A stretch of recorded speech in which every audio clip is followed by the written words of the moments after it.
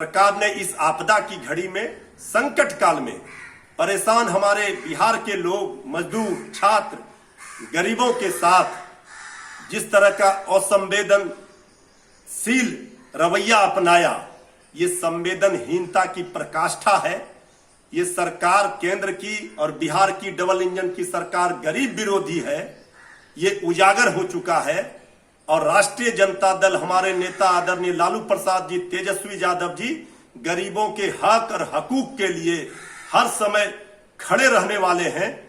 ये इस बात को प्रमाणित करता है कि आज राष्ट्रीय जनता दल और तेजस्वी यादव जी के दबाव में आज गरीबों को, मजदूरों को, छात्रों को ये राहत मिली है। बिहार के लोगों को ये देश और दुनिया ने देखा।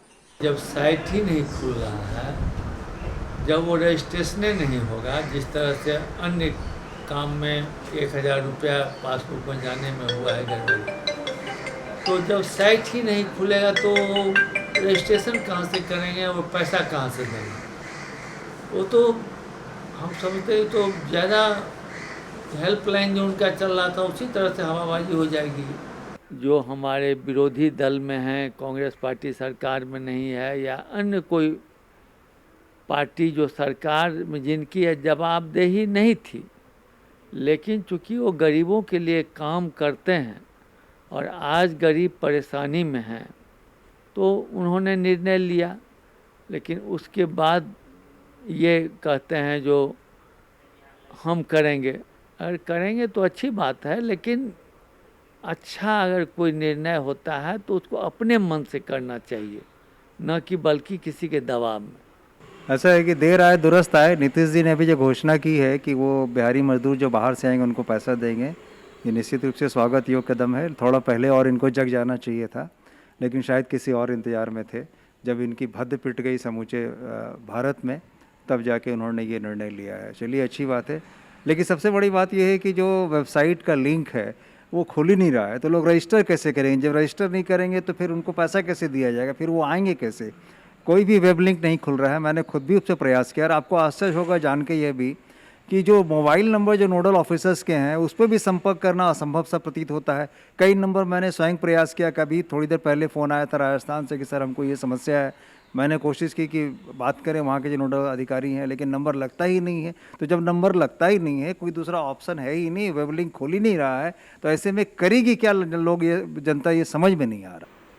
तो मुझे लगता है कि ये जो ट्रेन की सेवाएं ने जो केंद्र सरकार ने दिया, केंद्र सरकार ने ट्रेन की सेवा दी और बधाई है केंद्र की सरकार को कि केंद्र की सरकार ने किया और हमारे चीफ मिनिस्टर ने कोऑर्डिनेट किया। और आने के बाद से दानापुर में मैंने कल देखा कि स्वागत ढंग से किया गया उनको, और जो वहाँ जगजीवन राम स्टेडियम है वहाँ रखा गया, वहाँ उनका जांच वाँच किया गया। तो कुल मिलाकर के अच्छी पहल कर। अब ऐसा भी हो सकता है कि साहब जब रजिस्ट्रेशन ही नहीं होगा तो आप किसको देंगे पैसा हो साहब? तो ऐसा मेरा मकसद नहीं लगता है कि किसी अफसर का हो सकता है, लेकिन अफसरों ने कोई गलती की अगर है और अगर उसका ठीक से प्रोफाइलिंग उसका या जो फीडबैक का जो सिस्टम पूरा मैकेनिज़्म है बड़ा तकनीकी है, और मुझे लगता है कि रजिस्ट्रेशन प्रॉपर ढंग से हो और जो चाहने वाले लोग हैं रजिस्ट्रेशन करवा सकें, ऐसा कोई मशीनरी, ऐसा कोई तकनीक अगर हो जो सिंपल ढंग से जो लोगों के पास हो सके। क्योंकि हमने अनुभव किया कि हमसे लोग पूछ रहे हैं कि साहब कहाँ करवाए रजिस्ट्रेशन, हम लोग क्या है, तो बहुत सरल सहज ढंग से नहीं हो रहा है।